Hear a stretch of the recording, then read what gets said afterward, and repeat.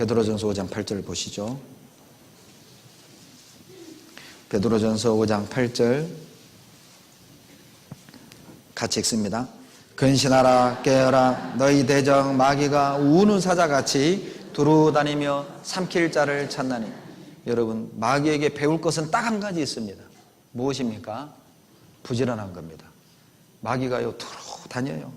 8월 15일 쉬는 날 아닙니다. 마귀는요 365일 연중 무휴. 항상 바빠요. 항상 바빠. 빨간 날 마귀는 더 바빠요. 이것들을 어떻게, 여름 휴가 때 더 바빠요. 이것들을 어떻게 잡아뜨릴까? 수영에 못 가게 할까? 여러분, 이번 여름 휴가 어떤 계획 갖고 계셔요? 예? 우리 자신을 한번 돌아보셔야 됩니다. 마귀는 참 바쁩니다. 잡아뜨리기 위해 바쁩니다. 우리는 무엇으로 바쁩니까? 여러분, 마귀는 기회를 절대 안 놓칩니다. 찬스가 오면 마귀는 그 찬스를 절대 놓치지 않아요. 하와가 혼자 있을 때 놓치지 않았잖아요. 다윗이 지붕 위를 거닐 때 그 기회를 놓치지 않았잖아요. 보디발의 아내와 요셉이 단둘이 있을 때 그 기회를 마귀는 놓치지 않았습니다. 삼손이 데릴라의 무릎을 베고 누워있을 때 그 기회를 놓치지 않고 눈 뽑고 맷돌을 갈게 했습니다. 마귀는 결코 놓치지 않을 것입니다. 우리가 혼자 있을 때 그 기회를 놓치지 않을 것입니다. 세상의 쾌락에 머리를 베고 즐기고 있을 때, 안일함에 살고 있을 때 마귀는 그 기회를 놓치지 않을 겁니다. 교회와 서운한 마음이 있어서 등을 돌리고 있을 때 마귀는 그 기회를 놓치지 않을 겁니다. 부부가 서로 갈등이 있을 때 마귀는 그 기회를 놓치지 않을 겁니다. 형제자매 간에 서로 갈등이 있을 때 마귀는 그 기회를 놓치지 않을 거라니까요. 말씀을 전하는 자와 서운한 마음을 가지고 있을 때 마귀는 그 기회를 절대 놓치지 않아요. 왜? 마귀의 이름이 디아볼로스, 이간질하는 자거든요. 틈을 타고 들어오게 될 것입니다. 마귀는 기회를 놓치지 않습니다. 그리고 마귀는요, 나의 약점을 너무너무 잘 안다는 것입니다. 여러분, 마태복음 4장에 예수님이 40일 금식했을 때 마귀가 찾아왔죠. 여러분, 40일 굶은 사람에게 가장 중요한 게 무엇이겠어요? 떡입니다. 그래서 첫 번째 시험이 돌덩이를 떡떡이 되게 해라. 이 돌을 떡떡이 되게 해라. 우리에게는 그 시험 없습니까? 우리에게도 그 시험이 있다는 것입니다. 나의 약점이 배고픔입니까? 나의 약점이 이 세상의 어떤 욕심입니까? 우리는 그 시험을 똑같이 받는 거예요. 돌을 떡떡이 되게 하라. 이 돌이 무슨 의미가 있어요? 이 돌을 어떻게 떡을 만든단 말입니까? 소망 없고 아무 가치 없는 것에 우리가 매여서 이것이 내 문제를 해결해주고 내 양식이 될 것처럼 돌을 떡떡이 되게 하는 삶을 살잖아요. 아직도 돌을 붙잡고 사는 거예요. 이 돌이 나에게 양식이 될 거라고. 돌 같은 세상, 돌 같은 많은 세상 것들 말입니다. 그것으로 양식 삼아 사는 것이죠. 결코 그 돌은 양식이 될 수 없습니다. 우리에게는 그런 능력이 없어요. 돌은 돌이라고요. 세상은 세상이요. 세상은 우리 예수 그리스도를 십자가에 못 박은 세상입니다. 거기에서 무슨 만족이 있겠습니까? 그 세상에 나의 문제를 해결해 줄 수 있겠습니까? 그 세상이 나를 만족시킬 수 있다고 믿는 것입니까? 세상은 돌입니다. 돌은 돌이라고요. 그 돌이 내 양식이 될 거라는 착각을 버려야 합니다. 우리는 무엇을 갈망하고 사는 것입니까? 마귀는 똑같은 시험을 하는 겁니다. 돌을 떡떡이 되게 해라. 돌이 있지 않냐? 너에게는 그런 능력이 있지 않냐? 너 돈 버는 재주 있지 않냐? 너 영업 잘하지 않냐? 너 뭐 만드는 기술이 있지 않냐? 그 기술로 떡 만들어라. 전도는 무슨 전도? 너 그런 기술 있지 않느냐?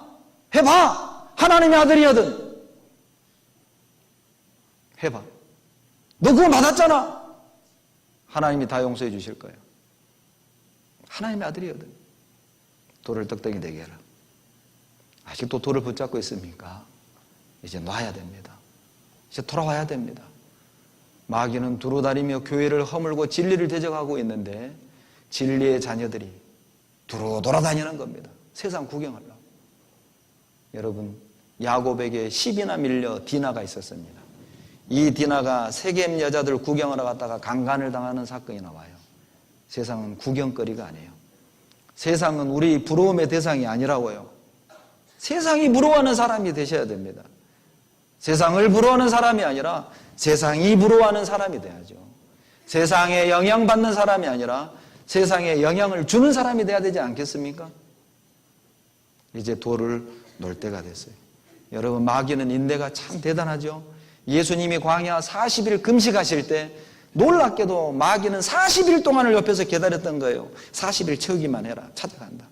40일 금식 끝났을 때 예수님 찾아왔어요. 돌이 떡덩이 되게 해라. 마귀는 인내가 대단합니다. 우리 옆에서 계속 기다리는 겁니다. 솔로몬이 늙을 때까지 기다렸죠. 다윗이 궁궐 지붕에 올라갈 때까지 계속 기다렸잖아요. 유다를 시험하기 위해 3년 반 동안 유다 옆에서 기다렸어요. 마귀는 기다리고 있습니다. 우리를 잡아뜨리고 넘어뜨리기 위해서 기다리고 있습니다. 우리는 준비되는 겁니까? 그 마귀와 싸움에 우리는 이길 준비가 돼 있는 것입니까? 마귀를 대적할 준비는 돼 있습니까? 싸울 준비는 돼 있는 것입니까? 마귀는 포기하지 않습니다. 절대 마귀는 포기하지 않습니다. 누가복음 4장 13절, 마귀가 모든 시험을 다 마친 후에 얼마 동안 떠나니라. 누가복음 4장 13절 내용입니다. 아예 예수님을 떠난 게 아니에요. 얼마 동안 떠나 있었죠. 다시 찾아오게 될 겁니다. 우리의 싸움은 계속될 것입니다. 주님 앞에 서는 그날까지 우리는 계속 고난과 싸워야 되고, 가난과 싸워야 되고, 질병과 싸워야 되고, 외로움과 싸워야 되고, 자존심과 싸워야 되고, 그리고 이단 교리가 싸워야 됩니다.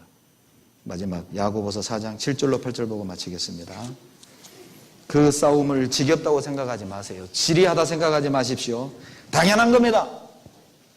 그건 영광의 싸움입니다. 야고보서 4장 7절로 8절 같이 읽겠습니다. 그런즉 너희는 하나님께 순복할지어다. 마귀를 대적하라. 그리하면 너희를 피하리라. 하나님을 가까이 하라. 그리하면 너희를 가까이 하시리라. 죄인들아, 손을 깨끗이 하라. 두 마음을 품은 자들아, 마음을 성결케 하라. 하나님을 가까이 하기 원한다면, 마귀를 대적하기 원한다면, 하나님께 온전한 순종을 하기를 원한다면 8절에 두 마음을 품어서는 안 됩니다. 혹시 마음이 나뉘어져 있지는 않습니까? 마음이 갈라져 있지는 않습니까? 이제 마음을 하나로 해야 될 때입니다. 우리끼리 마음이 하나가 안 되면 어떻게 교회를 지킵니까?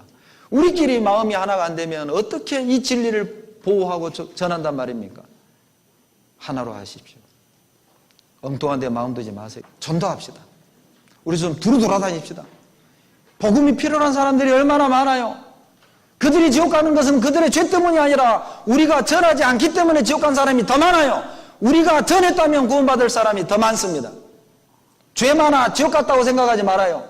그들이 고집 때문에 지옥 갔다고 생각하지 마십시오. 우리가 전했다면 지옥에서 나올 사람들이 훨씬 더 많았을 겁니다. 내가 입만 열었다면 그들은 살았을 텐데. 이제 우리가 두루 돌아다닙시다. 마음 나누지 말고